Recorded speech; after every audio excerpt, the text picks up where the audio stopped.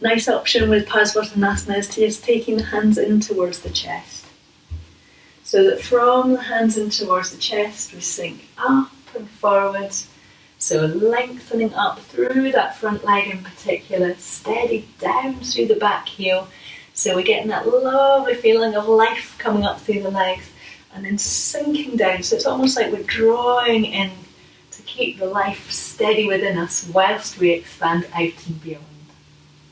Press down through your feet to bring yourself up. From here, the next option is to take your hands behind your back.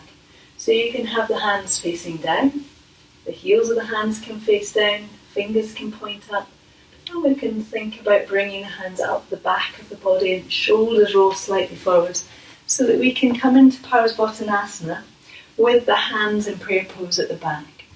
So that again we're lifting up and forwards over the front leg is lengthening up and into that hip. The feet stay steady and down on the ground.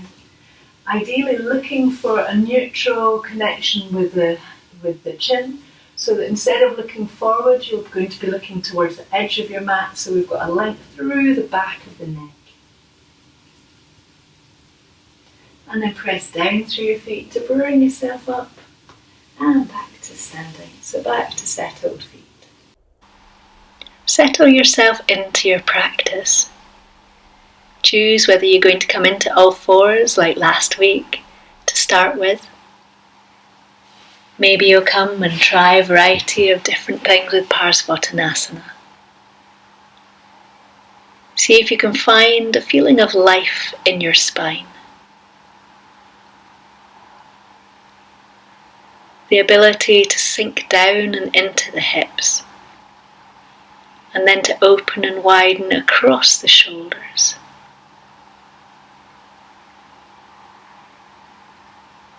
Coming back to your breath, so that your breath sinks down and the movement of the body becomes more fluid as we breathe.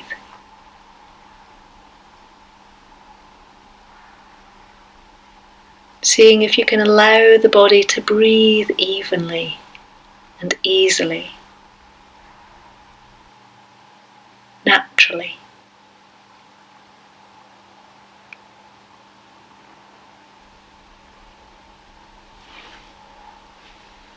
Thinking of a feeling of length in the spine and an ability to release the shoulders. So even when the shoulders are moving in different ways, that we can find a sense of freedom within the shoulder joint. That we can find a way to allow the body to move freely.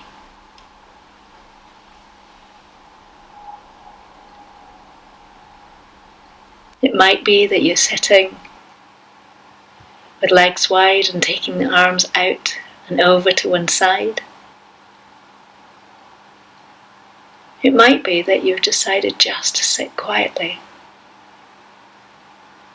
It might be that you're lying on your back. Whatever you're doing, look for that feeling of aliveness through the body. So a feeling of aliveness in the legs, in the feet, in the torso, in the arms, in the hands. Look for that sense of gentle alertness throughout the body, so the body becomes more alive.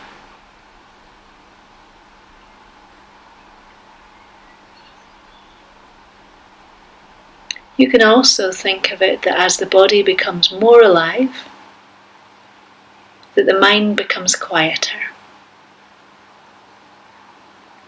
So the mind remains active, it remains alert, it remains interested and curious.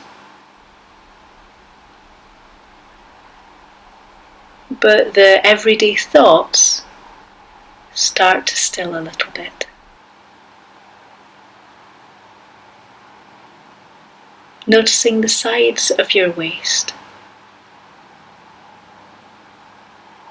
Notice the sensations in the sides of the waist And if there's any way for you to get a feeling of more movement, more openness,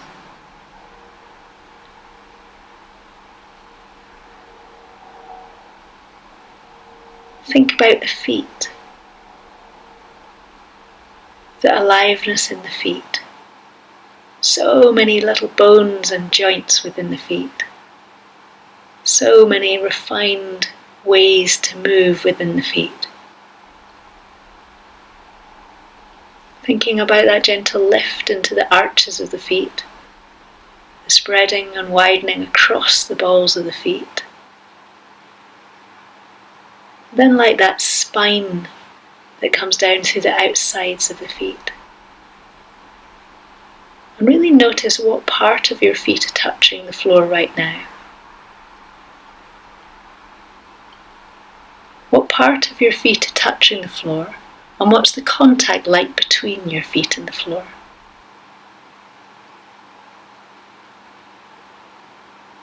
If you take your hands onto the floor, then think of the same thing for your hands. How do they meet the floor? Can there be a steadiness? Can there be a gentleness at the same time?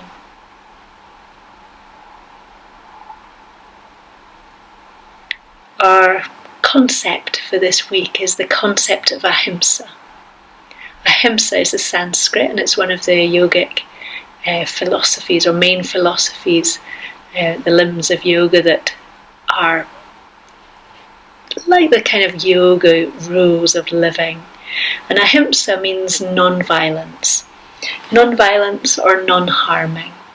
So that is not doing things that do harm. Whether that's not doing things that harm other people, other lives or life forces. But it also in yoga very much applies to ourselves. How can we practice non-violence to ourselves? How can we not harm ourselves? It's so important because when we're doing yoga, often we'll be looking at finding edges, finding boundaries, finding aliveness. And obviously sometimes that finding aliveness is going to take us into a space where we become more open and we might go beyond our natural limits because that's the way that we grow. And yet at the same time we have to come back to that feeling of real kindness. So if you do Parsvottanasana, our pose of the week, and you come into it too hard, too fast, like any other pose, but you come into it with not enough awareness of your whole body, you might be thinking, oh, this is great, I can stretch my leg more here. But in the process of stretching your leg, later on you have a grumble in the back of your pelvis, or by practicing too hard at something or with too much focus, the mind becomes sharp and angular and unable to move freely and almost with a sense of looseness to it. I'm not saying that we want to get loose everywhere, but there is a quality, and it's that balance between how much do we want to develop and focus and grow, and how much do we need to settle back, settle into ourselves. And the concept of ahimsa is so important. So when you practice, try and think of the deep motivation beneath what you're doing. So why are you practicing in this particular moment? What is it that you are hoping is going to happen? So sometimes we'll be practicing from the body. So we'll be saying, oh my goodness, I can just feel this amazing sensation in the back of my waist. I'm just so interested in this sensation, this movement, and how that feels in my body and how that then affects my mind. Sometimes we'll be thinking that way. Sometimes you'll be thinking, well, if I do this enough times, then my legs will get stronger and my posture will be better and I will feel better. When we're working at a more mundane level, so the body sculpting or body changing, it's much easier to hurt yourself. I hope you've enjoyed your yoga practice today. I hope that you found something all by yourself for yourself. A little truth, a little nugget of beauty, whatever it is. And I hope you're finding that enjoyment of your body. I hope you have a wonderful day. I hope you come back and do lots of little moments of yoga in your day. Thank you.